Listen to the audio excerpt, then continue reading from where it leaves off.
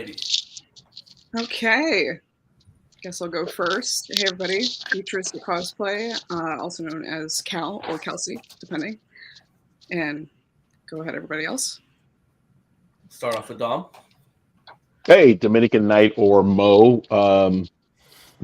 Just enjoying talking about all nerdy kind of stuff and ready to get into it. So, ready when you guys are. We got Ed. We got Michael, Tanner with us. We're gonna get into the WB DC conversation here. That Kelsey's been filling me in the last few months. Kelsey, you want to take it away? Sure. Yeah. The promo image is a little misleading since this is going to be more of a retrospective event going back 10 years to the very beginning of the DCEU. So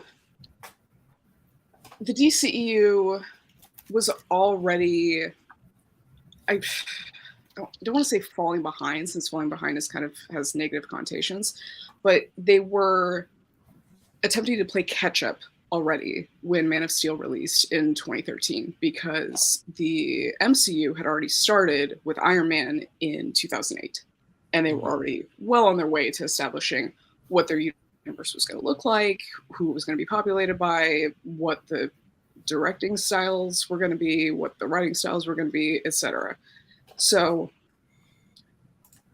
when Man of Steel came out, it was already on its back foot for a number of reasons. And chief of those was the bizarrely antagonistic audience response to Zack Snyder as a person, which started even before DC. It started back in his 300 Watchmen days. For some reason, irregardless of the quality of the films, regardless of the reception of the films, there was just this bizarrely antagonistic response to him as a person, which was already coloring the reception of Man of Steel. Man of Steel was a very well-received film. It, irrespective of anything you see online from nerd channels and that sort of thing, it was well-received. People liked this new take on Superman. It was very popular, and it did very well financially, despite what you may hear from various biased nerd channels. So it did absolutely fine. It was totally fine. But as the MCU continued to grow in their direction, the executives of WB, which we will get into later, that's a great little tasty tidbit on the side, they started getting nervous. They saw their step one of their universe, introduction of Superman, and they said, this isn't moving fast enough. We need to move faster. You need to, instead of doing the sequel to Man of Steel, you need to do the Justice League lead up right now, immediately, ASAP. And that's not how you build a cinematic universe. You don't do one entry and then cram everything into the pre-Avengers event. That's not how you build a functional universe, at least. Yet Snyder and all of his collaborators, Christopher Nolan, Rossio, all of the writers, they did their best, and the result was BVS in 2016.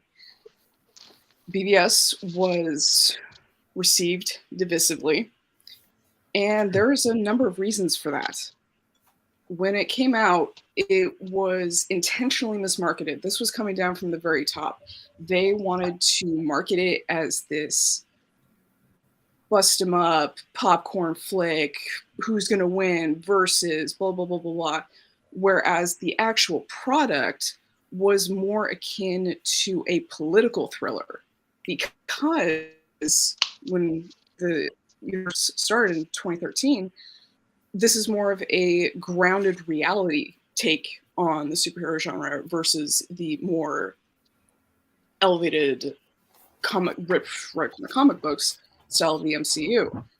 And that has nothing to do, that's an entirely subjective viewpoint, whether or not it's good, it's bad, it's whatever. It's someone's take on these characters. All takes on these characters are valid. Every film that's come out in the canon is a valid take on the characters. But they intentionally mismarketed it, so everyone was going in with false expectations. So, of course, the response is going to be divisive to something that you were essentially lied to about what you were going to see on screen. So, I think actually it's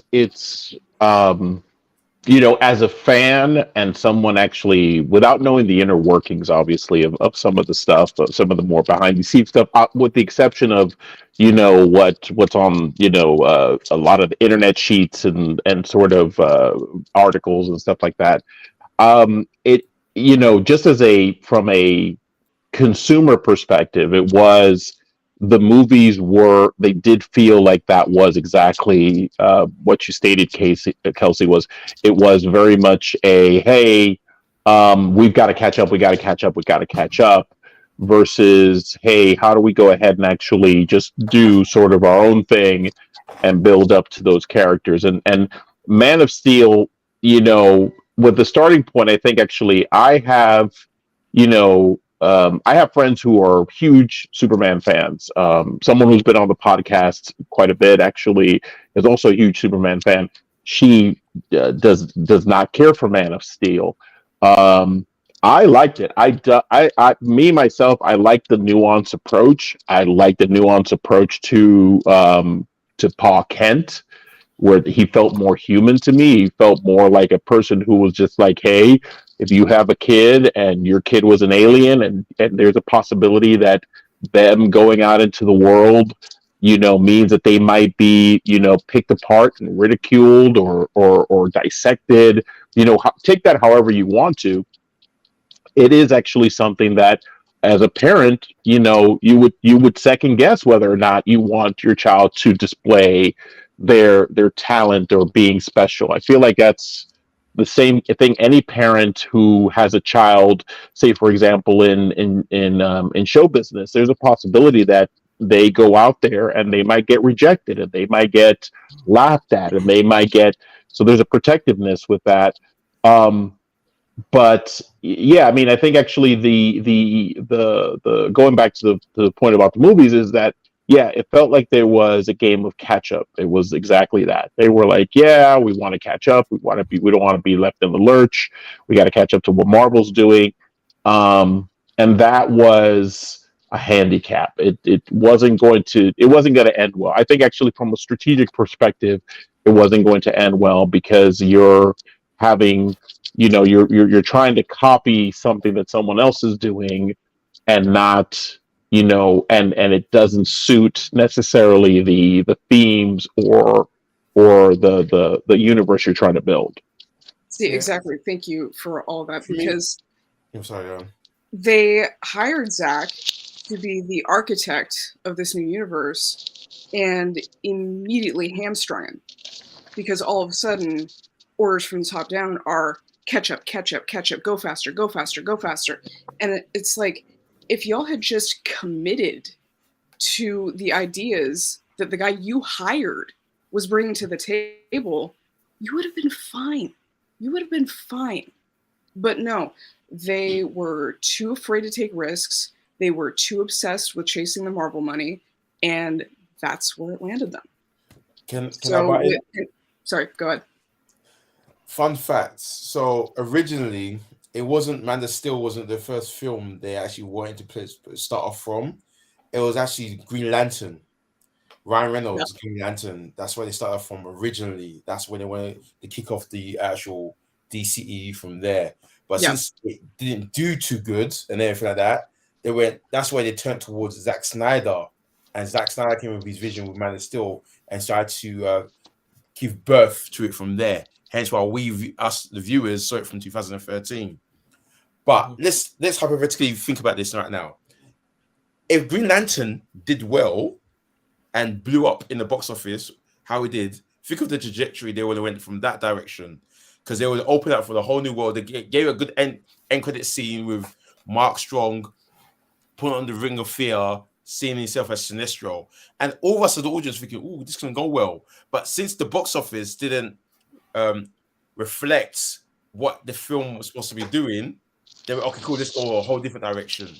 Mm-hmm. And that's where the tailspin of chasing the MCU try to rush through this, or let's not take no more risks now because we did it with Green Lantern. Now let's hold it in with Man of Steel. They got a bit afraid with Man of Steel because it was getting some backlash, but it was also doing well at the same time. They're thinking, oh, we don't know where to go with this. Let's throw in Batman. Everyone loves Batman. You understand? Hence why the Batman versus Superman marketeering started when we first heard about it in San Diego Comic-Con. That's where it kicked off from there. And when they heard that little buzz from there, they went, okay, cool. Let's go with this. Let's run with it. You know what? I don't know. Sorry, I shouldn't be swearing, but fuck it. Let's go there. Let's go with Justice League. Because they liked the BVS did okay because it survived with Batman, but we've introduced Wonder Woman as well, and slightly gave some nuggets to other superheroes there to give them a little Easter egg of letting them know this what was happening next. Because think of it this way, I agree with everything that you guys have said so far, Kelsey, and you don't. I hear what you're saying, but the risk they took, it plummeted from Green Lantern. And when it plummeted from Green Lantern, they went, okay, we can't take any more risks now because we will put all our cards in this one here, thinking that Ryan Reynolds will be a good Kickstarter for the DCEU, especially it started out from space, or going to Earth, but started off in space to make it a bigger thing. But it didn't work for us. Let's hire Zack Snyder because he has a bit of vision. Zack Snyder gave him a good pitch. Zack Snyder will give anyone a good pitch. Look what he's doing currently with Rebel Moon. That's a two-parter. Originally, that's supposed to be a one movie. You understand? One long movie, but they cut it in two halves. Zack Snyder's quick with doing whatever he needs to do. So it just went downhill when they're trying to catch up with someone else that's already far ahead of them. Personally, if they stuck to their decisions, start doing things like going, okay, cool. We've got the Flash, we've got Batman, we've got Superman, we've got Green Lantern here. Cool, we fucked up with Green Lantern, but there's 4 other people. So you know what? Let's go. We messed up with Hal Jordan. Let's focus on Ryan Reynolds. I mean, Guy Gardner. Okay, we messed up with Guy Gardner. Let's focus on Don Stewart. Okay, cool. We weren't doing well with these ones there. Let's focus on another version of Green Lantern Corps. In fact, let's go back to the beginning. Let's focus on Alan Scott. That's rekindling it in a whole different way. Then maybe we could focus on doing Earth Prime from Earth 2. There's so many different versions that could have gone, but they were so scared of making any more creative decisions in terms of risks, they just threw it away. Think of it this way. Remember that time they were talking about New Gods? Yeah. New Gods. When they went to New Gods, I went crazy because think of it this way. In my head, I'm thinking this could be a lead up to a crisis event. And we all know how DC can't help but do a crisis event one way or another. Because DC does so many how many crisis series are there? Oh, they tried it with the Flash recently. They tried a crisis with the Flash. Yeah. CGI, I would have liked a real Nick Cage Superman. I'm just saying, put him in there. I don't care what he looks like now. Don't give me that weird plastic, uncanny valley Nick Cage. I need the real deal Nick Cage, caging it up. Anyway, so go ahead. Sorry, go on. No, my question is for Kelsey, or anyone can answer it. The BVS idea, the concept for that movie actually was in I Am Legend, right? Oh yes, it was. There was a little Easter egg nugget there when it showed a little logo. But it was a logo, but it wasn't more like Batman versus Superman. It was just Batman and Superman. Okay, yeah, it was just one of the usual like the team up ones. Okay, yeah. So that that idea has been stirring over there for quite some time. Oh yeah. But think of it this way, yeah. Batman, Superman, they're basically the world's finest in terms of the DC universe. They're like these two both are the head honchos in their own right. Everyone can agree to that, right? In terms of the DC universe, no matter what universe there is, there has to be some sort of Kryptonian and some sort of Gotham Knight that has to suffer or go through some kind of strife, right? Mm-hmm. Think of it this way, let's spin it around things, yeah. Look at how Justice League, the cartoon, started. Yeah.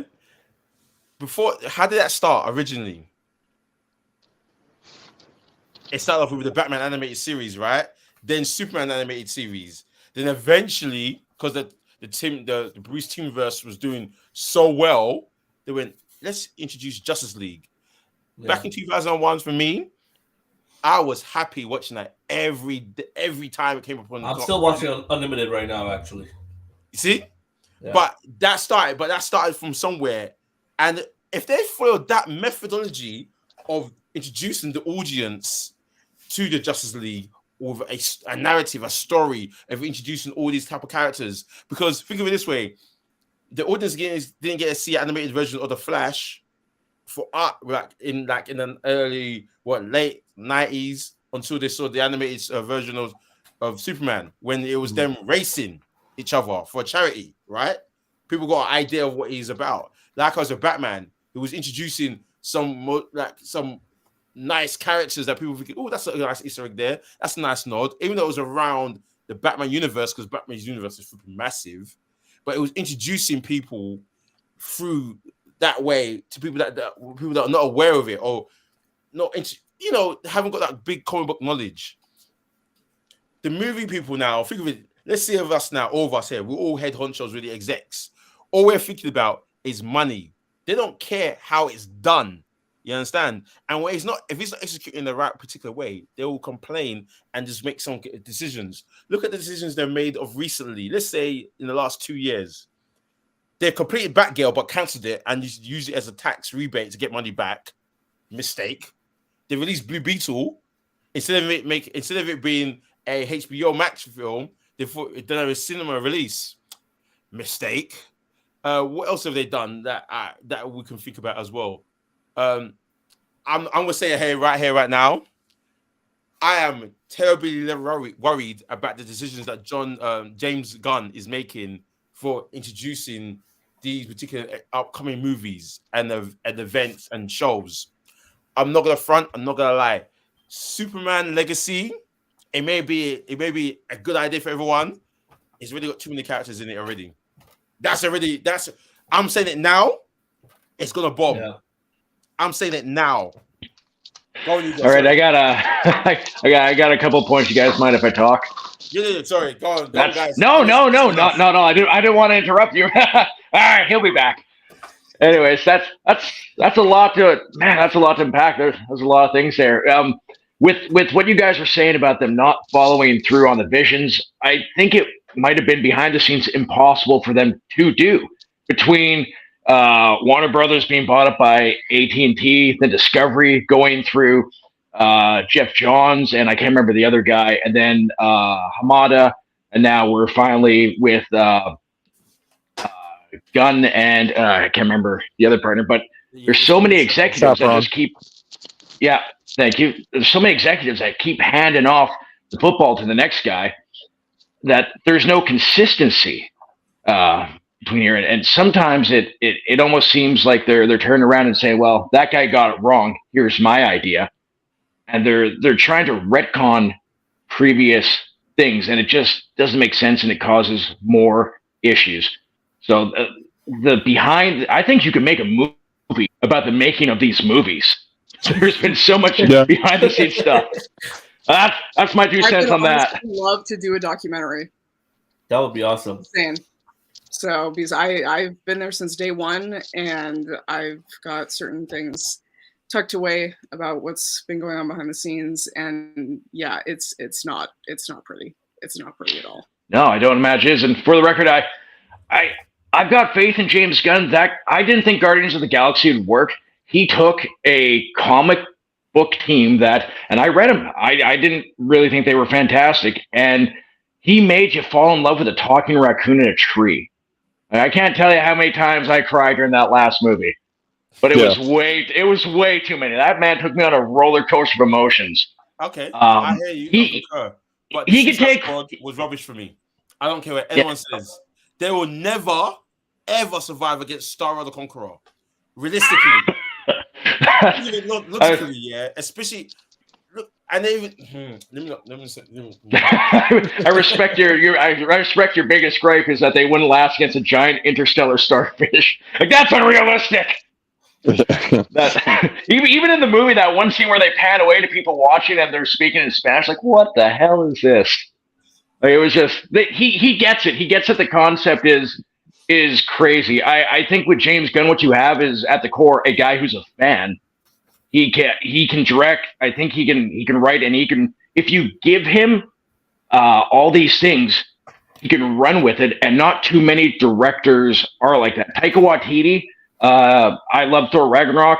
Didn't really like Thor: Love and Thunder. The difference is he had more control over Thor: Love and Thunder, and I think he does better when someone reins him in. Like, okay, Taika, maybe these 50 ideas that you're spitting out here might not work. We might need to narrow it down to just one. It's going to help with story. It's going to help with budget. He pretty much just said he was just in it for the money, right? Gotta pay bills, man. You gotta pay bills. But he did have more creative control on that one. Yeah, too. but that's the thing. That's the thing where I feel like Zack didn't have that creative control. I disagree. With Man of Steel, I feel like he did. With Man of Steel, but with the lead up with BVS and the whole Justice League. Hugo is dying to speak. Hugo, say your 2 pence. Okay, Hugo, go ahead. Don't freeze. We can't hear you. Yeah, we can't hear you, Hugo. Audio. Oh no, we can't hear you. Audio problems. I hear you, Hugo. Damn it! Told you all his hot takes. All of his hot takes. That's what it is. We can't hear you. You lost your voice? Is that it? You lost your voice, Hugo? Toggle mute. Oh. No? Oh yeah, toggle the mute and see if actually that start writing stuff out. Hold it up to the camera. That's what I said the last time. Whiteboard. I thought I was being original. We can't hear you. There we go. Let's try it again. He's gonna try. We'll do a second take. He'll be back. In Guys Galaxy, we'll fix it in post, like Batman v Superman. James Gunn had or like Justice League, take out the mustache. Can you hear me? Yes, I hear you. Yeah, we got you. I think. Okay, I have to say, like, Talk Studio is so weird. I don't have this problem on any other streaming software. Okay, right. The first of all, there's what Taika Waititi said, and there's what actually happened. I think a lot of the problems with Thor: Love and Thunder is actually less to do with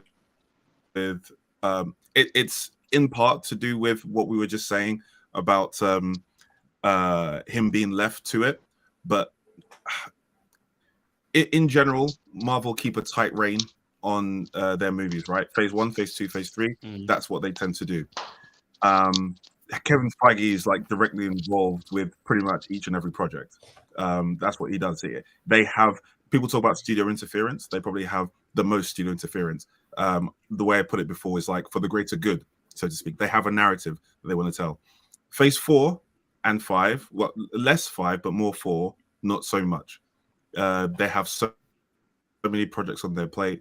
Kevin Feige is now delegating, and he is not keeping tight control over things. And that's why certain things are not tying up between different movies. They're being flooded. He didn't have much control. Bob Chapek was in control. It doesn't give him the kind of free reign that Bob Iger used to give. But with everything that happens, and this now getting to the whole DC side of things, I feel like Tanner really hit the nail on the head in that no one has actually executed a vision. When you start executing a vision, you're not gonna see the results in 1 movie, 2 movies. It might be 2-3 years before we see like the fall into a rhythm. So I don't believe that the way Blue Beetle was released was a mistake. I don't think now is the time that we would see that. I think we still have to wait for things to build up to see under the new control and things like that, how are things going to work? Just like, The Flash was released, I don't know how many months after James Gunn took over. Of course, we're not going to see the results of James Gunn's lead from that.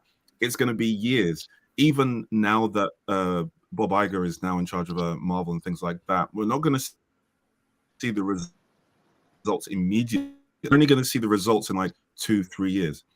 James Gunn's first Superman movie probably is not going to make all the money, but if it's very good, it will start a cycle of people beginning to trust and word of mouth, and it will continue to kind of improve. So I think we're used to seeing where Marvel is in its when it's in its rhythm, and we're expecting things should just make all the money just like that. I don't think that is a key like criteria for it to be successful in the early stages. The other thing is, I used to have the same view as or a couple of you mentioned about building up to the characters, right? Michael, you mentioned about Batman animated series, Superman animated series before he gets to Justice League and things like that. Obviously, Marvel did a similar thing. Iron Man, Cap, Incredible Hulk, Thor, Cap, you know, etc., etc. Within Iron Man 2. But the issue was more like what Tanner was saying in terms of not one vision being actually held onto and pushed through. Iron Man 1 didn't make all the money. It was hugely successful, but it was, I can't remember, like 600 or something like that worldwide. I can't remember. But it was the build-up and execution of the vision, and that, you know, it eventually got people excited. It's about writing good scripts. It being directed well, it being written well. The reason why, for me, Batman v Superman didn't work like it ought to was because of it's a badly written movie. Man of Steel, I think I enjoyed it. I didn't like it as much as the original Superman movies. I openly admit bias towards there's a heavy nostalgia bias for me, and so I try to take that into account when I watch it. So I know that objectively Man of Steel is a good movie. There are certain things I disagree with, but still a good movie, and they had something to build off from that.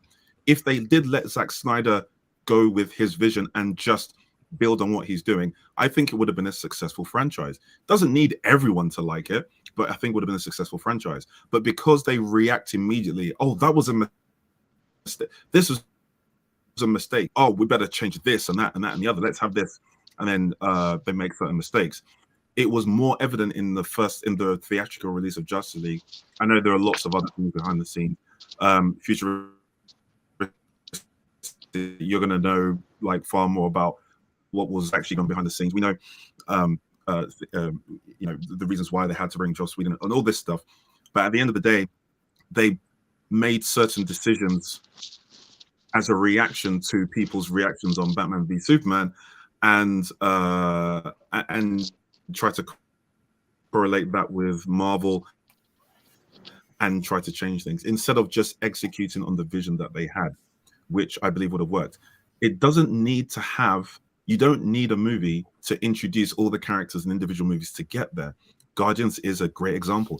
I loved what you said, Tanner, again, because I've literally used the exact words that you said, where I never Marvel, no, please do not do this. I didn't want them to do that. I was loving the Marvel the way it was.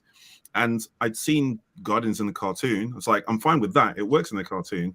But James Gunn knew how to bring them in, and they became my favorite characters from there. I'm thinking, how did he do that? Because he wrote the characters well. They were introduced in the same movie along with all the other Guardians. Another superhero team where it was from the first feature, you got to enjoy them. The Boys, right? The Seven. I was already like dug in there with both the Boys and the Seven. Oh, there he goes. There you go. Okay. Well, it's gone. So now that we have a break, I just want to quickly say about James Gunn. If you watch, that guy draws from the source material. Even the Suicide Squad, the shirt Rick Flag was wearing is the, spoiler alert, the same one that he dies in the comics. It's the same color and the same everything. James Gunn goes to the source material and then tries to draw things from that. I'm not And- saying that, but I don't mind them going to the source material, but I feel like when you add your own little take on it, a little spin on it as well too, it adds a little bit of creativity to the movie. Yeah, I would say actually, and I would agree with that. I think when you talk about actually the creative process, it's funny, Hugo, that you say that you bring up the example of Iron Man, a movie that was famously still being scripted as they were filming. and there was a lot of improv. So I think there's something to be said. I think actually there's a lot of mixed things, I think, with what happened with DC and what happened with Marvel. And let's call it what it is. What happened with Marvel was lightning in a bottle. I think there's not enough credit given to the fact that what Marvel accomplished, even with the planning that they did do, everybody seems to think that there was a direct trajectory plan and that there weren't modifications along the way. There were modifications along the way. They probably had a pretty good vision of like, hey, we want to get to Grimace at the end. We want to get to Grimace all the way at the end, but how do we get there? And they had to make modifications on the fly. So it's not that they, there's a difference between a knee-jerk reaction and making a complete course correction to saying, hey, we probably need to tweak this a little bit or do this a little bit here and make changes, like do a couple of tweaks here and there to help the product along. The other thing that I think actually a lot of people miss is that it's hard to thread that needle when it comes to a franchise. If you are a regular moviegoer, like I want to say that the Marvel's success is also spoiled by the fact that it has a built-in audience that is used to serialized storytelling. You have one comic book that has the story starts here that ends up in 10 other comic books in other titles, and you basically are still collecting all of them. We're used to that. If you grew up on comic books and you read comic books, that's the way you can have Infinity War here, and you can have Captain America's tie-in here, and Captain Marvel's tie-in here, and Iron Man's tie-in here, and you would still collect all of them because that's part of what helps your experience in reading all of this together. It's very hard to take that and put it into a movie, kind of into a cinematic, because then at that point it's very easy to take one movie, and we'll go back to the first. We'll go back to Man of Steel. Man of Steel is an example of, you could very easily take Man of Steel completely out of the context of a shared universe and just say that's a Superman movie. Here's the beginning. Here's the interpretation of this version of Superman. Here's the beginning. Here's the end. You don't have to go ahead and actually go into any expanded universe, and you can close it right there. You can do that. In terms of what you're saying, when Marvel, I can't believe we were referencing them, even though this is DC related. Yeah. When you watched a Marvel film, it felt, for me, I can't speak for anyone else, but for me, it felt like I was reading a separate comic. It felt like, every single film felt like its own separate comic. You understand? So when we watched Iron Man, it felt like his own separate comic, but we had, this is Iron Man 1, Iron Man 2. So it felt linear in terms of that phrase of Iron Man.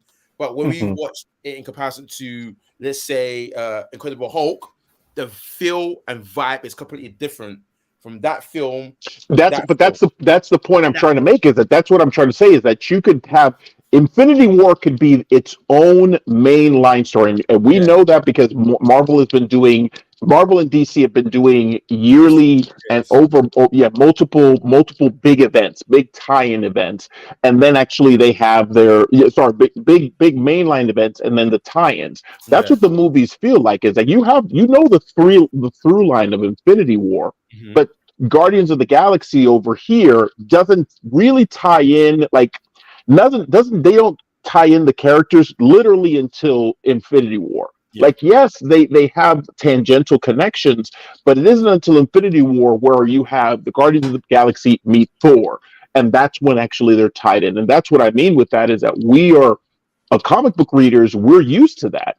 Most people aren't, actually. Most people are not used to just having it. We're used to franchises. Don't get me wrong. We understand the concept of a franchise, but it's like saying, for example, you have Rocky, and you're going to have movies about Rocky, and then turn around and let's say, for example, you have a movie about any other character, and then eventually you're going to put them all together at the end. The fact that you would have to say, I have to watch these three different franchises, one about Rocky, one about a swimmer, and one about a race car driver, and then at the end you're going to come back and coalesce them all together. that's not normal. People would be like, "What are you talking about? Why do I have to watch the race car driver movie when I just want to watch Rocky over here?" And I want to see. where I want to think see this movie now. I want to see it. Honestly, yeah. That's what works. I'm into whatever's going on there. Well, Rocky fights a race car driver. Well, from the first, Why? Why? Man of Steel. Like, he has to do it on the track every time he drives around. That's the movie. That's pitch it, film it. Shut up film and take my money. This is the thing. You always saying this is Write the script. I'll get off of my little. I'm sorry. I'll get off my little soapbox with just saying that I just want to point out that it's very hard to release a movie that can stand on its own and yet also be part of a franchise or be part of a shared universe. Because if you want to be successful, like I said, you can end Iron Man 1 at the end. If you don't have that post-credit scene, you could start and watch that movie from start to finish and have a complete story arc with no problem. Does it add to it that you add more movies? Absolutely. Exactly. But that's the success is, can you have somebody sit in the theater say, "Cool, I just watched this movie, I'm good. I'd love to see more, but I'm okay if it ends here." Well, that's the thing too. I find with Man of This is Steel. why- If you haven't seen Zack Snyder's Justice League, you would have never known that Martian Manhunter was in Man of Steel. But they never gave him that chance to even build up the universe. You know what I mean? Yeah. To get to that point where you got to see Martian Manhunter. I have my thoughts about that Martian Manhunter thing. That I just got a couple of points about what Dom said there. If you guys, anyone mind? So Dom, you touched on built-in audience at one point, and just to speak about the DC again, with James Gunn shutting down Henry Cavill coming back as Superman for now, they got rid of a lot of that built-in audience, which it's either going to be the dumbest move ever, or I guess we'll see if it's the smartest move ever. And the second thing I wanted to put it out to you guys is one thing that I think DC has over Marvel is DC has conditioned us to not really care when they change actors around. Like in the Flash, we saw 3 different Batmans. And if you didn't stay for the end credit scenes, you're only thinking that you saw 2 Batmans. They brought in 3 different Batmans. They were like, okay, this is normal. Whereas with the MCU, if they tried to change around Thor or anyone like that, there's usually a stink. Like even within in continuity characters, when they made Falcon Captain America, that caused a huge uproar for all sorts of reasons. I hated them rushing the Flash Flashpoint storyline. Yeah. So I guess my question for you guys is: do you think? Though I think. So Ugo, I just wanted to say my question for you guys is: do you think it's a strength, or it's going to detract that the DCEU has made everyone so interchangeable character-wise? I think it's just incidental. That I don't think it's them actually conditioning us to change characters. I think it's more that it's their far from home, so to speak. Yeah. They were bringing different versions of Batman that people have been used to, as opposed to like it's kind of a lack of success that is if they had some success and continuity, then they would try to keep that continuity, but they haven't yet. So I think that's why. And in the Flashpoint, that was basically it was their far from home, kind of banking on nostalgia. But I mean, I believe that you see the whole thing about the serialized stuff. The what people don't realize is, I reckon everyone would enjoy comics if they could get past the typical way that it's looked at socially. It's been changing, but that serialized, people don't realize how smart the storytelling is generally from comic books, and Marvel brought that to the fore so that we could actually see it. The thing that what Don was explaining, I believe that James Gunn truly in his being understands that, and that's why we're going to be able to. That's why I'm looking forward to it. I think he understands that, and he wants to bring those in, whether it's animated or live action. Agreed. We're going to see that. Okay, personally, yeah. It's going to take time. I told you so. And like I said, and people shouldn't react. And I think Superman, when Superman Legacy comes out, do not expect it to be $1 billion, and don't expect that if that doesn't happen, and it would still be a success. And that's the thing. It doesn't have to be. For me, I'm not expecting it to bang in terms of bucks, in terms of money. I'm expecting it to bang in terms of story. I'm expecting it to bang in terms of action and acting. That's what I'm taken by. You understand? Yeah. I don't give a fuck about the box office, what that's saying. I give a fuck about quality. You understand? If you're not giving me quality, I will complain. This is why when I'm seeing people when they say, "Oh, we've got Shira, Hawk Girl there. We've got Metamorpho. We're doing it with the machinist, the new villain, the engineer, and we're doing this. We've got that. We've got this. We've got that. I'm thinking, Bloodfire. We've got so many characters. Okay, should I panic now, or should I just hold my breath and wait for something to come through? No. See, the reason I'm not worried is The Boys again is a great example. The Boys, Guardians of the Galaxy, how many characters did Invincible introduce in episode 1? Yeah, and I was enthralled with everything that was going on. This is why I stress episode 1. I was already wrapped in all the characters and what they were doing because they were written well. The story was written well. The characters were written well. It is entirely possible to have a half an hour for someone to create a half-hour feature and get you interested in a bunch of characters. Before the first Avengers movie came out, everyone, including myself, was also saying that Avengers can't work. Too many characters. Because we associated too many characters with failure because of Spider-Man 3. You're like, 4 characters? 2 bad guys? That's too much. But we've now seen from experience that it just takes good writing to make it work. Even when you're building on characters. So I do believe that is a matter of quality rather than number of characters. I don't think number of characters is even an issue here. If you want to focus on some characters. See it this way, we all I'm not treating no one as dumb. Okay, when I say this, where I mentioned Superman Legacy, Shara Hawk Girl, people know her origin. Well, we know her origin and background that way. Yeah, she's from Thanagar. She's a Thanagarian that's coming to Earth. Then we got Metamorpho. Rex. He's another person. He's a person that comes across and becomes Metamorpho. And for me, I might have to think to myself, okay, cool, Michael, don't overcomplicate things, but they're doing things midway. And bear in mind as well, for what I'm understanding of the story, Superman's on the hunt. People are on the hunt for Superman because apparently he's shunned upon in a negative light.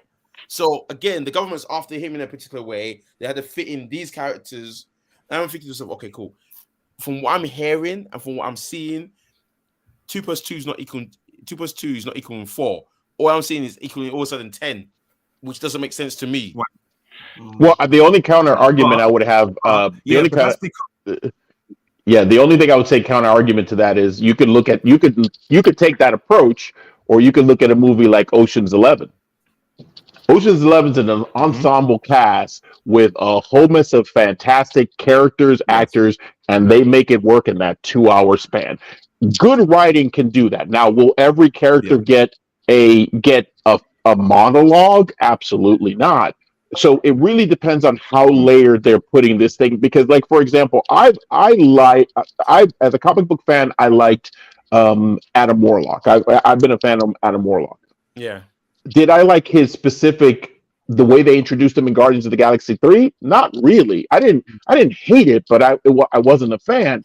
And I'm sorry, we keep deviating to Marvel, but I feel like that's actually sort of like to make up just for points. You can't talk about one without the other because you could juxtapose them to each other. Exactly. But I say that to say that his story arc in the movie doesn't deter from Nebula's story arc. It doesn't deter from Rocket's story arc. It doesn't deter. And again, there's a lot of arcs there. Groot has it. I mean, well, to some extent, Groot has its story arc, but Mantis has a story arc in that movie. So does Rocket. So, is it Rocket's movie? Yes, but then after that, you have all these other characters in there who have a story arc. So I wouldn't necessarily say, oh, there's too many, and that's going to be detrimental. It's more of a I understand also your concern, because I will say that the same thing that you're saying is the issue I had with Black Adam.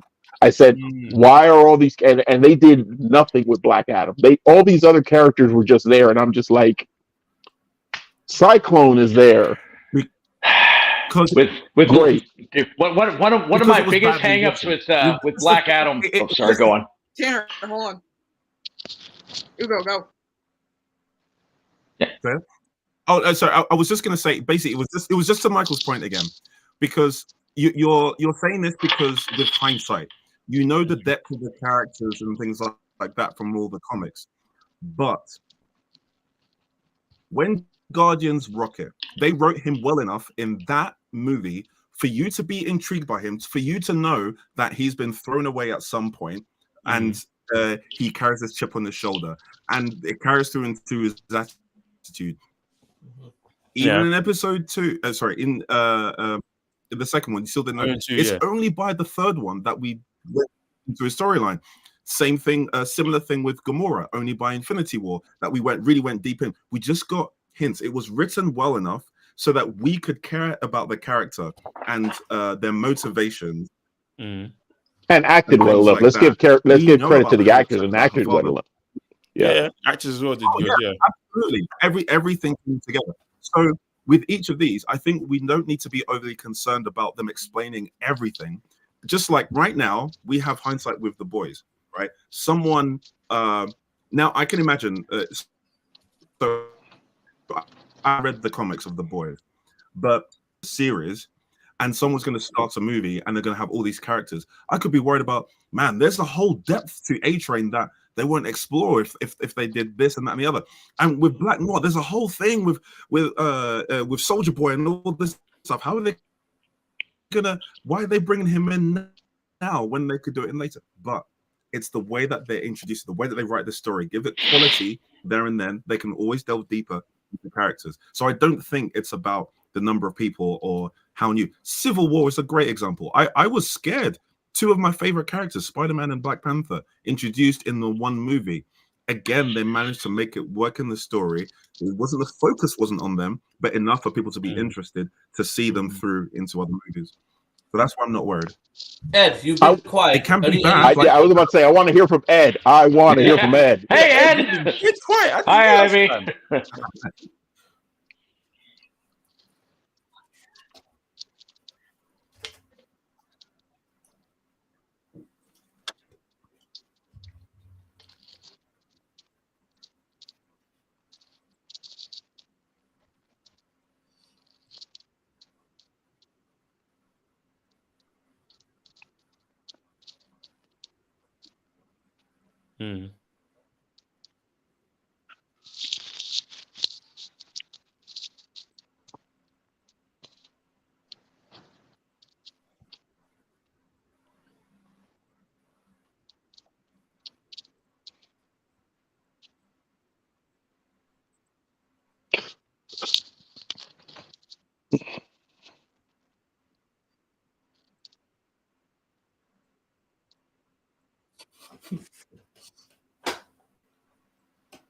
Oh, froze.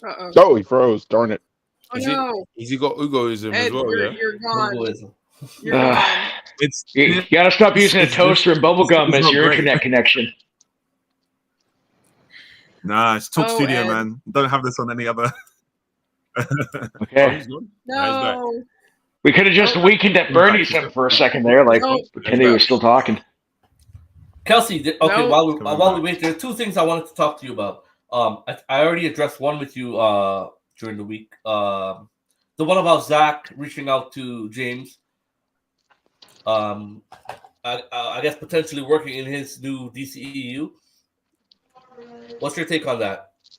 Yeah, there's no foundation for it, and there's no plans for it because he has divorced himself from WB and DC. Now he no longer has any established contacts. Yeah. So I would venture that would be he's done with that for now. I feel like that would be, and it makes sense. I think actually for him, for creative, why would you want it? That was a bridge that's burned already for you. Why would you try to go revisit that? WB, after granting him the funds to finish the ZSJL VFX, they cut contact as soon as it dropped. No further contact. No checking in, no checking to see if they were okay with everything. As soon as it dropped, cold contact. So there is no good blood between the parties anymore. Wow. I think the second thing was I saw today that they wanted to revive the Snyderverse on Netflix, or there's talks about it. Is there any validity to that conversation? They're saying that to make it relevant because of Rebel Moon. Everyone is misinterpreting that kind of wildly, because what they're talking about is they're talking about licensing those properties, which means they're taking the existing films and streaming them on the service, which is actually happening right now. Right. Because if you guys have noticed, Man of Steel, BVS, etc., is on Netflix. Exactly. Yep. Okay. So in the States anyway. People are misinterpreting that very well. I'm not really sure why, but yeah, there is no, Netflix is not purchasing the DC IP to make any further projects. Okay. Sorry, Ed, you got cut out there for a second. You want to continue? Yeah. Where did I drop off? You were talking about the rewatchability of BVS. Oh, yes. Sorry, my screen froze up again. What was that? The extra 32 minutes of. Well, you were saying. Saying that with So like with rewatchability of BVS. The director's cut of Batman versus Superman, they added 31 minutes, which actually gave more depth to Clark Kent as a character, and which I think added to the movie. And that's really some of the parts we were missing from Man of Steel. And also when you look at Justice League and the Zack Snyder's cut, where it ends up being 4 hours, I was fully entertained for 4 hours. I sat there, watched the movie, start to finish. Bro, and I ordered a bucket of wings, 2 little bottles of Sprite. I was there fully. And the thing is that I love the fact they fleshed out Cyborg. Jesus Christ, Nazareth, that was beautiful. What was your favorite? What was everyone's favorite part of that movie? Just Cyborg. out of curiosity. I'm not gonna lie to you. It was Cyborg from beginning to end. What was your favorite? What was your favorite scene? You mean Snyder Cut? Yeah, Snyder Cut. Yeah. Do you mean the Snyder Cut? Yeah. Snyder Cut. Because my favorite scene was when Flash very, reversal. that was my second. Yeah. The reason why that was my second, because I got to show my boy again. This is how powerful the Flash is. He's walking, he's running forward. Everything's reversing back. Do you understand the mathematics of how powerful this guy is? People don't understand. Even when look at this. Go to the dog place where he was. As soon as he activated his powers, his trainers shredded completely. Let alone even putting a finger through the window. Like these are gods amongst men, literally. The Flash is uncanny. Right. Even when the Bria bricks were falling down onto the people, what did the Flash do? Just running across.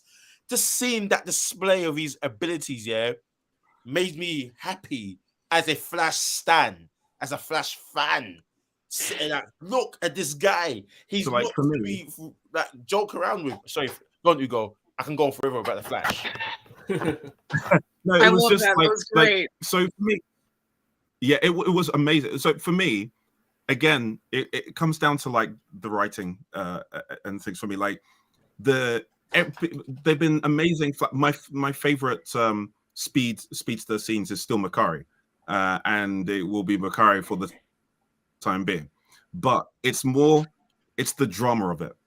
So they made the choice of making them lose, and so it left us on edge. So it's not just, oh, look what Barry can do, but it's Barry has no choice but to make this work.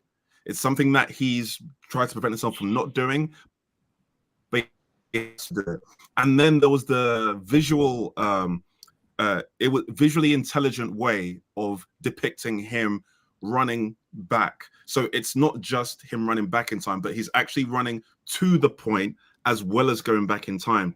So you're seeing the things that we dreaded happening, going back in reverse. And we're like, oh, phew. So it left us on edge. It was great writing. They actually made us care. It made us care about the action. So it wasn't just empty action, right? Say Black Adam doing stuff that's like cool because it looks cool. It's just kind of empty. But when it's like the difference between the airport scene in Civil War and the last fight with Captain America versus Iron Man. It's like when you have emotion and drama involved in it, it makes it that much more epic. So when the Flash was running back then, I was just like, I am so happy. It was very different to the original theatrical version. They had lost. They had actually lost. And then he had to go back and change that. And it wasn't overpowered. It wasn't like going back to, 10 minutes ago, just a few seconds, just so that he can save it. For me, that was everything. Yeah, he did make a big giant machine and go back to the 70s, right? Yeah. Oh my god. Right, like like a certain CW. Yeah, they broke their universe with that. Just a quick thing for the Snyder cut of Justice League. It's not necessarily what they added that I loved. It's the changes that they made to pre-existing scenes, and that prehistorical one where you had Zeus, Ares, all these people. Instead of Steppenwolf, it was now Darkseid that was fighting, and they're adding more to it. And when I watched the original, I just wanted to see more of this stuff. And they changed things around to make it even more enticing. Now I want to know, how did this guy forget where this planet is? The one planet that kicked his ass off of the planet. He forgot where it is? What's the story behind this? It was just everything that they added made built upon the original so much better. Because if you throw 31 more minutes into any movie, in hindsight, you're gonna make a better movie. But going back to retweak that stuff that we already saw in subtle different ways, and sometimes I'm gonna have more grandiose ways. One, bud. What'd you say, Kelsey? I'm gonna have to correct you on that one, bud. ZSGL is the original. Go on. Oh no! Theatrical cut. Go on. Yeah, ZSGL is what existed in 2017 before Joss Whedon took a hack job to it. Oh, well, I'm glad they brought it back. I'm absolutely 100% serious. But look at it this way. Look at Cyborg's arc, how it got fleshed out properly in comparison to Joss Whedon's version. Well, was that a personal thing with Ray Fisher, or is that? Oh, that was personal. Yeah, that was very personal. There was a whole lot. So I fortunately had there was I forgot what thing it was now. This is like 2020 or 2021. Got to ask Ray Fisher sort of question based on the Cyborg thing. I can't remember what it was. But yeah, it after that I started actually following. What's that app that died a death? The other Vero? Yeah. What's it? Vero, yeah. It's like social media app. Vero, Yeah. Started like following some of the things that was said. And after seeing the Snyder cut, I was really, really quite horrified at what must have happened for the heart of the whole story to have been ripped out. Yeah, I'll go into I those don't know. details after everyone finishes here. Don't worry. I'd like to hear that, Kelsey. Yep. Yeah. Go ahead. Yeah. Dom, we haven't heard from you. What was your favorite scene? moment. Yeah. Dom, what was your favorite scene? I got a hot take. My favorite part of the movie was the end credits. I know I'm in the minority. I watched the movie. I sat there for the 17-hour cut of this movie, and I didn't. So just to be clear, it wasn't a fact that I didn't. I wasn't that I didn't enjoy it as much as I was more apathetic to it. I was just like, okay, that happened, cool. No, Like sorry. I just that was my reaction to it. I like there were certain things that at least from a thread, like, and this is where I said actually when when someone mentioned earlier about the Martian Manhunter thing, I really was just like that. I was like I really didn't care for from a storyline perspective. You sat on the sidelines and did nothing while the world was gonna burn, and you were just at the end. You're gonna be like, "Hey, man, next time I got you, dude. I got you. Next time, that's his list." And well, so, to be fair, he doesn't like fire, right? So that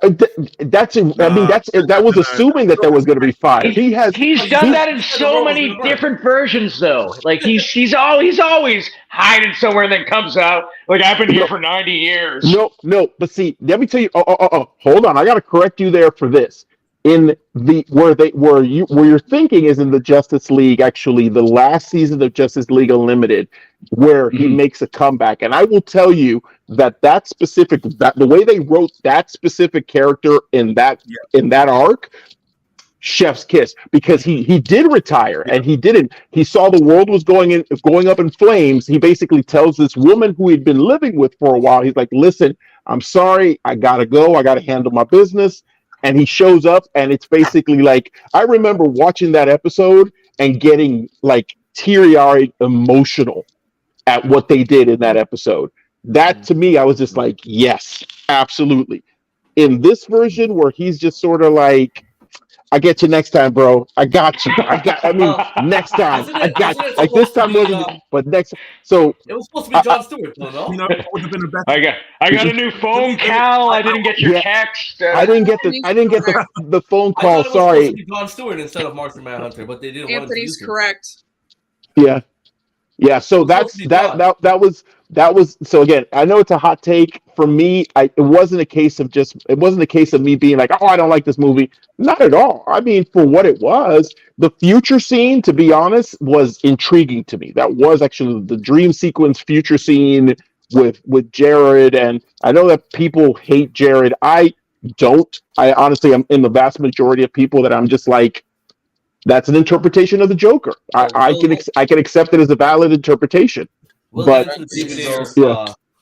ultimately, that's where I was about to support Dom until he started talking about Jared. hot takes. No, I got hot takes for you. Hot takes. I agree. The thing is, I think a lot of my friends actually think the same thing. I don't think that's actually even a hot take. But my question to you is, do you prefer it to the theatrical cut or not? Oh, 100%.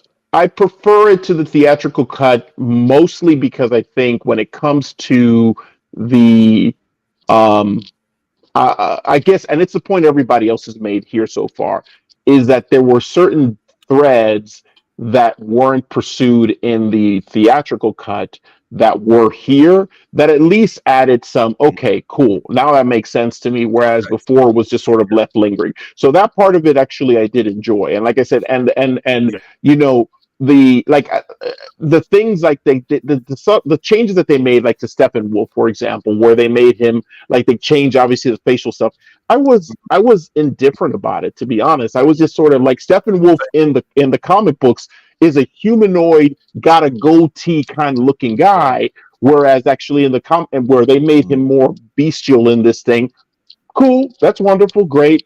The changes to the battle at the beginning with the Amazons and sort of the expansion of that, the Wonder Woman's arc, all of those things were like, okay, cool. There's these little things here and there that finally have more connective tissue versus actually what they did actually in the theatrical cut. But like I said, as just a regular moviegoer, I can see where the theatrical cut, where they did what they did, because again, and this is no insult to anyone, but let's call it what it is.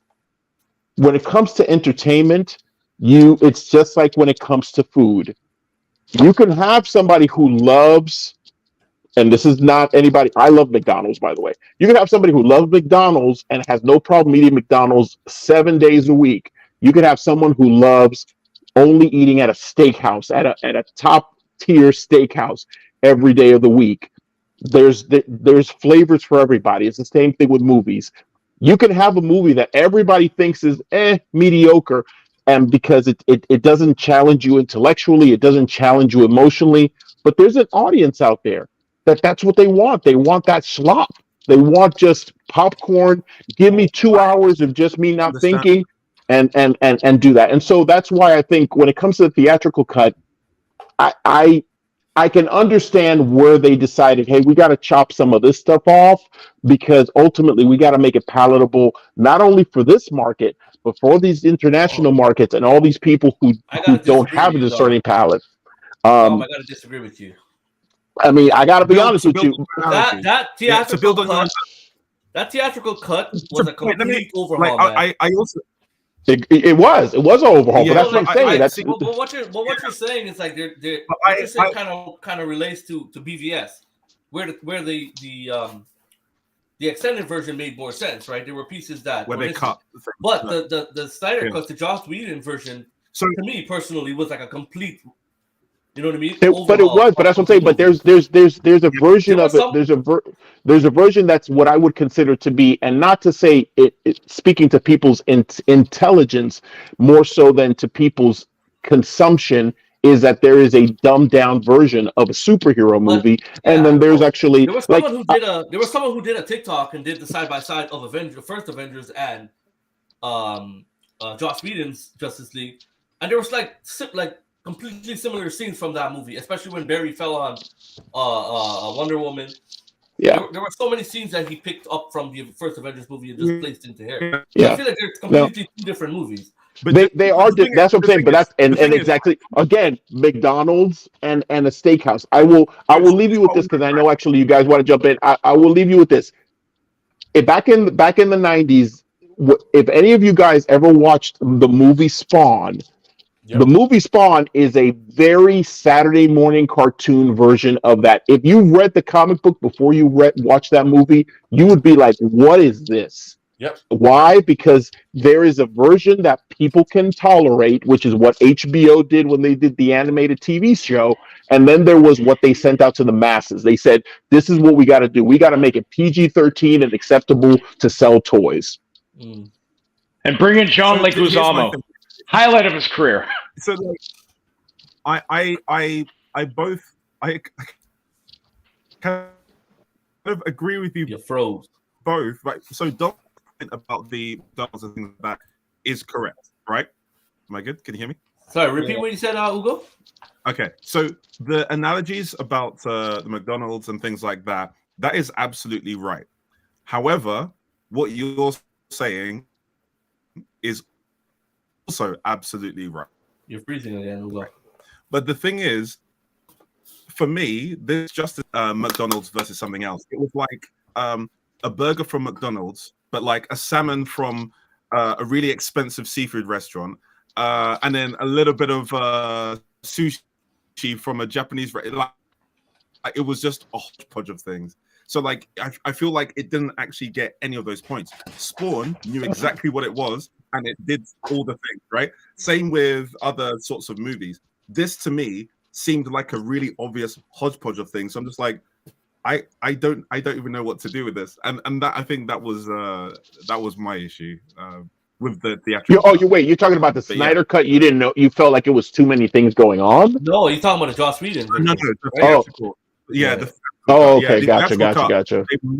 Yeah, like it was really easy. You know how everyone knew exactly the point where the Fantastic movie became a completely different movie. You can literally see it with your eyes. It was like that kind of like just switching between different things. I'm just like, wait, this is Joss's movie. Oh wait, this one's movie. It was just so weird. I could see the Avengers thing. The thing you said about the TikTok thing, it was really obvious on first watching, and it was really. What, you mean the mustache? But yeah. Oh gosh, no, that's not even. Yeah, that's I'm sorry, Kelsey. What was that? sorry. He wants the Justice League tea behind the Go on it. scenes. Yeah, let's go. I'm ready. I want to hear it. I want to hear Like, Go on. Send it. This is Spell it. how this whole debacle came to be. Because everything was on track, early 2017. Everything was on track.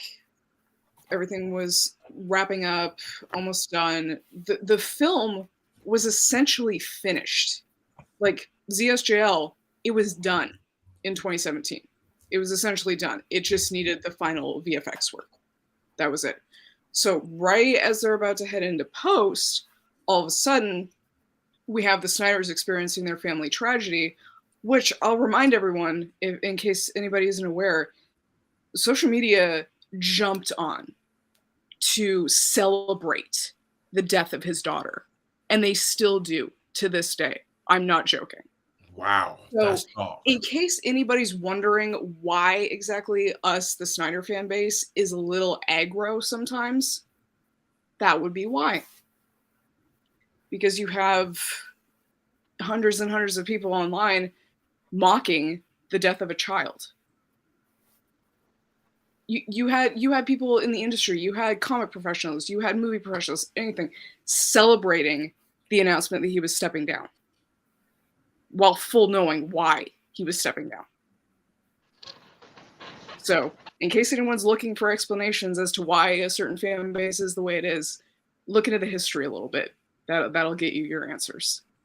So, that happens. He and Debbie try to see the end of the movie through, and unfortunately, they just cannot do it. And honestly, I don't blame them whatsoever. I don't know how I would stand the death of a child. I don't know how I would withstand that. So they step down, and the execs, which would be Toby Emmerich and Walter Hamada, say, "This is our moment. This is our chance." They permanently oust Zack and Debbie from their positions as director and producer and bring in their supposed golden calf, Joss Whedon, who, might I remind everybody, was blacklisted already at that point in time. The whole Whisper network about his behavior, going all the way back to Buffy, was well known, and he was already on the outs in 2017. And yet, Toby Emmerich, good old boy that he is, decided, that's our guy. That's what we're going to do. So they bring him in. They lie to the public and say Zack handpicked him to finish his film. That was a lie. Zack had no input whatsoever in that decision. That was entirely Toby and Walter. Wow. Then, when they try everybody out at Comic-Con, I was there. I was in Hall H for the whole Justice League panel. Got the pictures to prove it. They make sure the cast, still under NDAs, says the reshoots were minimal, if anything. That was the quote that everybody was supposed to trot out. That was also a lie, because Joss, good old boy that he is, reshot 75% of the film. Not kidding. 75%. That's all the good little one-liners. That's all the pratfalls under Wonder Woman's boobs that Gal Gadot actually refused to shoot. So that is actually her stunt double in that scene. So, and he threatened her to shoot that scene, and she managed to still get out of it. So that set was a nightmare, an absolute nightmare. I don't know if anybody caught Affleck's quote about almost driving him to suicide. So that was fun. That was a great time for everybody involved, and especially Ray Fisher. We'll just skate over that a little bit, but yeah, Joss Whedon is a monster, is putting it lightly. We'll say that much. He got along great with Toby and Walter because that's the sort of company they keep, but made life hell for everyone working on that set during the reshoots. So that whole thing goes down, constantly lying and covering their asses to the public, and all in the name of getting that thing in the can to get everyone their end of year bonuses. That was it. That was why they couldn't just, whoa, pump the brakes a little bit. Let's give the Snyders a little bit of time to grieve, get everything together. Maybe we'll let them come back and finish. Because if they had done that, we wouldn't be here today. That's the whole truth of it. If they had literally pumped the brakes, said, okay, let's have our DC movie of the year. Let's have it be Wonder Woman. That'll be great. And Wonder Woman was great. Great film. Did great financially, critically, whatever. No, they wanted 2 for 1, and that was their downfall.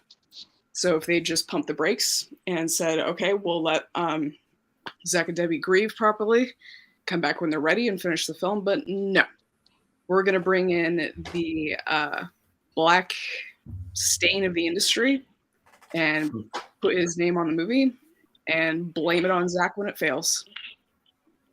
So there you go. That was the whole procedure of 2017. So I was a lot. Like to say that even with the reboots. Yeah, go ahead. It was heavy. Yeah, it was not a fun time for anyone involved. Well, it sounds like Josh Whedon has set the bar real low, so James Gunn's got nowhere to go but up. Pretty much. This is Pretty the thing. much. Yeah. So It's interesting. I'm glad that Joss Whedon is finally ousted as he should be, but I'm angry at what it took to get there. Because it's crazy how this behavior just seems permissible in that industry, and as long as they're making money or they're talented or whatever, people seem to overlook a lot of really shitty behavior that I haven't seen in my background. What I did for 20 years, I get stomped out real quick, and that was a lot to take in. My God, Jeff Johns is also part and party to all that. He's in the same boat as Whedon, so there's a whole whisper network about him too. Jesus. So I feel like even with the reboot, I didn't know. Sorry, go ahead. Yeah, go ahead, bud. No, all I was going to say is like I didn't know. Yeah, exactly. So what Chris is saying about Joss, like I didn't know the things about Joss until after the theatrical release for Justice League. That's when I didn't really watch Buffy back in the day anyway. I'd seen like a couple of episodes. So it was just after that when I started hearing about the things that were happening whilst filming Justice League, like the Gal Gadot stuff and the fact that she refused, all that kind of stuff. It was just from there that I started to hear about that and what happened in Buffy and all this sort of thing. So yeah, it was weird, and it's a shame it took all of that. But also, unfortunately, and really sad to say, I don't think it's even just this industry. I think we see it in this industry because when it finally comes out, it's like big news because it's a Hollywood thing and whatnot.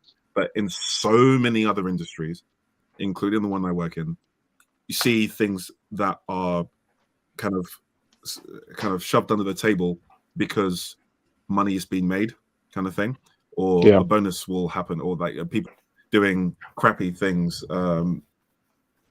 whether it's as crappy as that or other or maybe lighter, but just still crappy from a work perspective. But, yeah.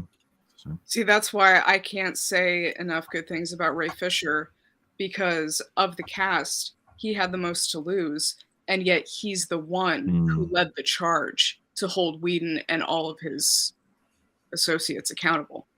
So what happened to Ray Fisher after? Yeah.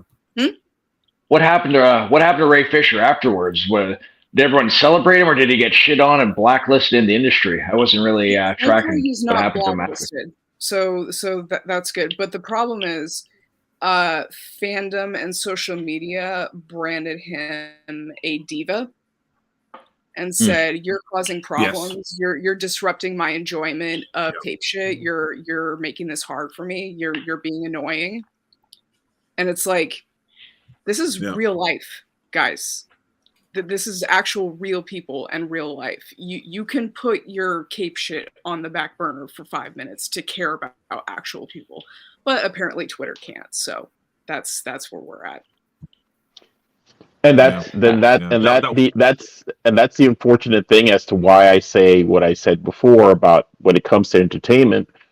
It really what it comes down to is consumerism, and not to get crazy sort of philosophical political kind of, but that's the reality, is that people actually, that's why when people complain about the artistry of movies and what's lost and how things are not the way they used to be and stuff like that, ultimately what it comes down to is I would always refer to a quote or a scene in Gladiator where the two senators are talking, and they're talking about Joaquin Phoenix's character, and the senator's like, "Oh, he's bringing the games back," and they're like, "Well, that's not going to win the crowd over," and the other senator's like, "No, it is. It's going to win the crowd over because that's the mob. The mob doesn't care.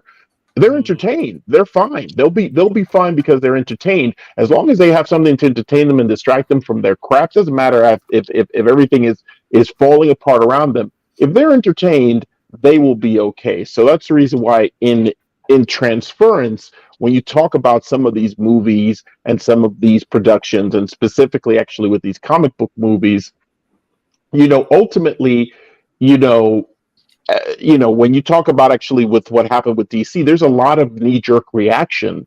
It's that toxic environment, but there's also a knee-jerk reaction to being like, it didn't make $1 billion. We stop everything. We've got to go ahead and actually do this. It didn't make $2 billion. Stop everything. And it's no longer being satisfied with saying, hey, let's make a good amount of money. Let's make a good product. We don't have to make all the money. It doesn't have to be everything. But the moment actually, I feel like in its own weird way, and I'm not just going to lay this on the feet of Marvel. Let's call it what it is. This is everything, because I would actually even go as far as to lay this at the feet of the Fast and the Furious. Movies like Fast and the Furious and all the movies that have actually come out, every time they hit a higher bar, that's a bar that every studio now wants to make with any movie that's a IP.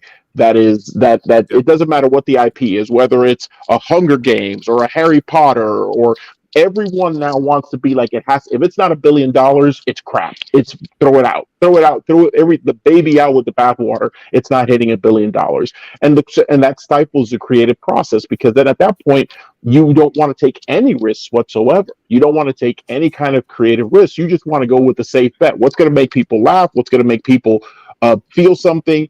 And what's going to go ahead and actually make sure that they get in their seats their butts into seats. That's what it comes down to. Good take, man. When you're spending $250 to $300 million, they are expecting to make $1 billion on that. I think when you look at a movie like The Creator, which I'm not sure the box office on that right now, but it is gorgeous. That looks like a $400 million movie made for a budget of under $90 million. So do you guys think that you can make a DCEU or any comic book cinematic universe where it's $90 million per movie? If they could crack that formula and then pull in $400 million, I have a way. I have a way. Don't hire every freaking top actor out there.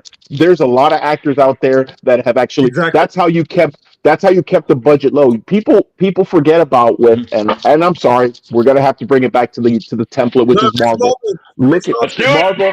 Yeah. Look at who they hired for Thor. Look at who they hired for freaking. They got Robert Downey Jr. on the cheap. They get Chris Hemsworth as a new actor, and Tom Hiddleston. All these folks. I remember reading articles about the fact that Marvel was cheap. Marvel was like penny pinching, but now we're at such a level that any of these franchises, they have to have top talent, and that right there is going to eat most of your budget, because you're having to pay that top talent money.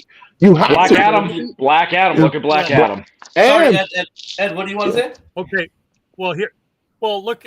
If you want to look at keep it back into DC, who would have ever expected the Joker to make $1 billion on a $70 million budget? Yeah. Now, that movie made $200 million. It would have been a complete success, but it made $1 billion. Right. Now, when Joker 2 comes out, will it ever hit that level, or will they just be happy to get an Oscar nomination? Like, that's the other thing when the Joker movies. That's true. And speaking of, and in terms of making, and again, like, can you make a good DCU with low budget?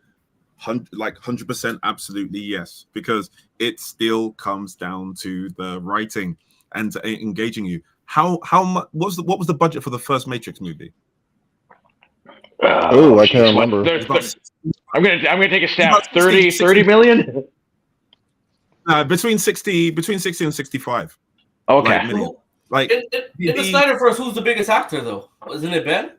Yeah, I mean, like up to that point, what has Henry been in? Was he in the two? No, Ben Henry hadn't been, but we're talking about, okay, so hold on. Again, let's talk about the beginning of that. So we have Suicide Squad. Who do we have as a marquee actor on that? Yeah, wait, Suicide Squad or thus? Okay, Suicide Squad, not the Suicide Squad. You got somebody like actually like, and that's part of it. That's all of these things, actually, these boxes that are checked, is that you have to have, and if you don't have them as your main lead, you definitely want to have an actor of a higher caliber on the villain role. Birds of Prey. Who do you have as your villain as Birds of Prey? Ewan McGregor. Exactly. So again, these are not the patriarchy. Exactly. That's what I'm saying. Those are all draws. Those are all 100% draws. It's not the same as taking some actor, basically. I mean, I will say that actually there was, like, you could look at Ray Fisher, who was on Broadway. Yeah, that was one that they plucked out of obscurity. They said, hey, this guy, actually, we could pluck him out of obscurity. To some extent, I would say He Who Shall Not Be Named, Who Runs Fast, was also sort of not really a big name at the time. I think he had done he was on a TV show, and then actually he was on the Fantastic Beasts movie. So they plucked him out. You also have Gal Gadot, who was actually just coming off the Fast and Furious movie, so she was still at the beginning. So it wasn't like they got a big marquee names when they first started putting these together.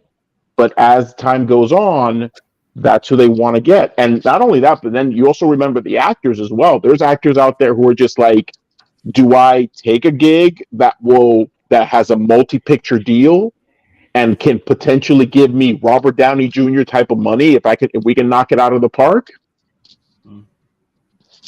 Exactly. It's the way and they'll become superstars as they go along. Yeah. That's why I say, like, that's why I mentioned The Matrix, because besides the fact they had great effects, even with the budget they had, they made it engaging enough. There are certain scenes that literally occurring in one room, and they made good use of it and things like that. A lot of the time, money doesn't without any restrictions, you don't put enough discipline into it. What's Chris saying? We really do need to, like, break out of temples. That Michael's falling asleep over there. The addiction, the studio addiction to temples, that needs to be broken. I'm awake. Yeah, go for it. What was that?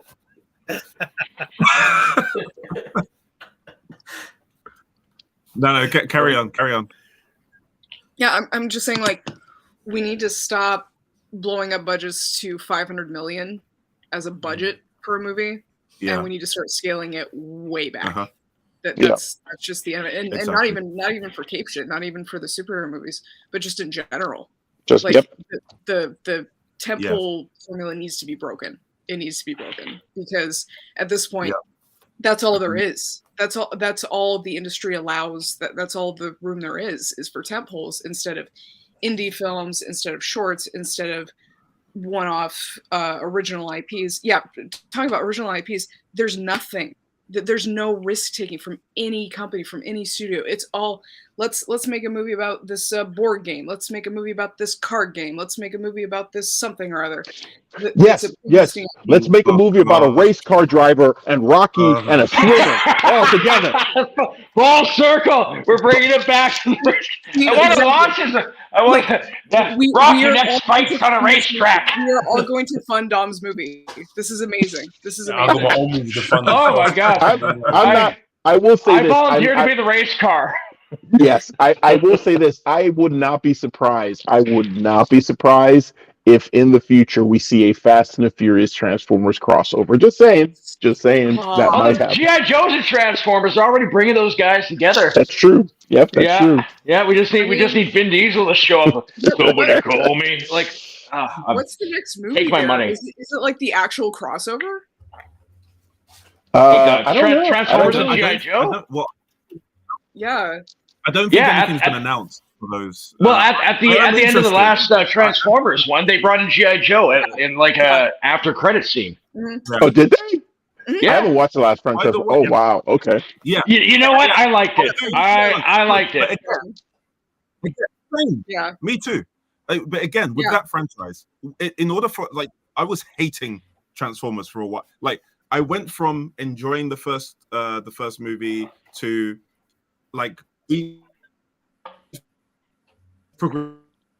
Oh no! Was getting his internet connection transformed. Oh, he's back. And eventually, this is actually all right. Yeah. So eventually, it started to piss me off. But what did they do? They scaled it back. The Bumblebee. Yeah. And I started to enjoy it again. When you scale it back and you focus it on the actual story and the development of the characters, it becomes far more enjoyable. Now I can enjoy things like that last Transformers movie. Like I will always love the 2007 one. It was that was a good movie. The first one, right? But then the first one. I enjoyed the one. All the rest of it, it's just like they what? went crazy. What? Yeah, they started being I parodies liked of Rise of the themselves, Beast. a bit like I don't know if that's unpopular. I liked it, but I did too. Oh yeah, I like that as well. Yeah, I'm not a Pete Davidson fan, but I like Pete Davidson as a car. He did great. Kelsey, like what you like. That's my motto is don't yuck anybody else's yum. Sometimes people like things and some people I don't begrudge anybody. Anybody that's like, hey man, I like you guys all really like, the Zack Snyder's Justice League. That's great. I love that because that's something you having that enjoyment is positive and great for me because it's something that you love. That's the way it should be. It's entertainment. You should feel good about seeing something like that and be like, yes, this is awesome, versus it being like, somebody turning around and being like, oh, you shouldn't like that or whatever. No, absolutely not, man. You like it? Cool, man. That's freaking awesome. I love that for you, that you can have that enjoyment. Sure would love Dom, we're gonna need that positive attitude for Car versus Boxer. We're gonna need that. You gotta bring that positive. Car v Boxer. Okay, Car v Boxer. Got it. That's the pitch. Yeah. Got it. I'll get you Pistons of Justice. I don't know. We'll figure it out. You know what? Netflix buys everything. I'm sure we can pitch it to Netflix. They'll buy it. We'll fix it in post. Exactly. Wait, what was you saying? Huh? What were you saying? You were saying before. Oh, me? What were you saying? Yeah. I was saying I wish Twitter had gotten Dom's memo 10 years ago. I'm not on Twitter. I'm sorry. I'm not a tweeter. Yeah. You gotta stay away from that. Twitter ain't the real place. You gotta stay away from that. It's a lot of hate. Yeah. Kelsey, my question for you. I know you know a lot about or you're very knowledgeable on the whole Zack Snyder issue. What about the David Ayer Suicide Squad cut that they're trying to release? The thing is, it exists. It has been screened for people, not me. I haven't seen it. But it is locked in the vault and will not see the light of day unless a miracle similar to COVID, HBO Max dropping and requiring an exclusive premiere event, something like that happening in sequence. It's until that happens, it is still in the vault. Would it make them money? I feel like they would release it if it made them money. Well, there it is right there. So. Would it make them money? Probably not. Yeah, It all depends. I on don't. how it's I think handled. with the experience of the Zack Snyder, yeah, because didn't that cost them money in terms of the Zack Snyder? First of all, it cost them money in terms of the go on. The HBO deal. Like they handed them a quick 70 mil budget to finish the VFX that went to half a dozen or more VFX houses that during the COVID shutdown. So that went to a lot of good people and did a lot of good work. But it was made back immediately by the viewership numbers when it dropped on HBO Max. So it was kind of like a break even. Yes. Yeah. I still don't know how that streaming model is profitable in terms of viewership. Like, I'll say that much. Okay. All right, guys. I have to jump off. Actually, I have to jump off this podcast. But you guys were freaking. I love you and you and you and you and you. All of you. I don't know where I am on the screen, so I'm just pointing at any direction. You guys are awesome. There might be actually somebody that might tag in after me. So I would say actually just maybe be on the lookout for that. Somebody might tag me out and tag in. But you guys are awesome, and I'm gonna keep watching as I go take care of my stuff. I think Tanner had to leave as well too, right? I also gotta leave. So everything that Dom said, who is directly above me right now. This guy. Same for me. This guy. Yes, King. No, this was a lot of fun. I've never done this before. This is great. Really loved it. You guys are super knowledgeable, really passionate, and I appreciate a lot of the insights. So some of the stuff just blew my mind with what you folks were. Next time we'll let Ed just lead the complete talk. Ed will talk the whole time. Ed and his internet made out of toaster and chewing gum. Oh yeah. all the kids are home and everyone is streaming on their own devices. So all the internet is going to them. You would have streamed good if it wasn't for those meddling kids. For those meddling kids. So I'm gonna leave and saying I think we all can agree that there's reluctant optimism for the DCEU. Yeah, I think so. Yeah. I think so. Yeah. Huge Gunn fan. It has not been handled well thus far by its owners. Guns out. Yeah. Well, they know where to find my money, and my money can stay right here until they tell me. Until actually I see something that's worth them giving them my money. It's called Booster Gold, and he's coming. Yeah. I look forward to seeing Ugo's drip every single time when he gives us a discussion about these shows and stuff. Ugo's drip. Wait, hold on. That guy right over there. That guy all the way over there. Yeah. Thank you all so much for joining us. All right, it's conversation. Sorry, it's been a pleasure, you group of scholars. Have a good night. Did you want to say something, Kelsey, before we go? Oh no, I was just saying. I forget this is mirrored, so I'm like. Yeah, and that's what I had to keep. Yeah, exactly. Going the wrong way. I hope you guys have a good night and have a safe one. I will catch up again on the next episode. All right. Absolutely. Cheers, folks. Good night, guys. It's a pleasure. Bye. Thank you all. Bye. See y'all.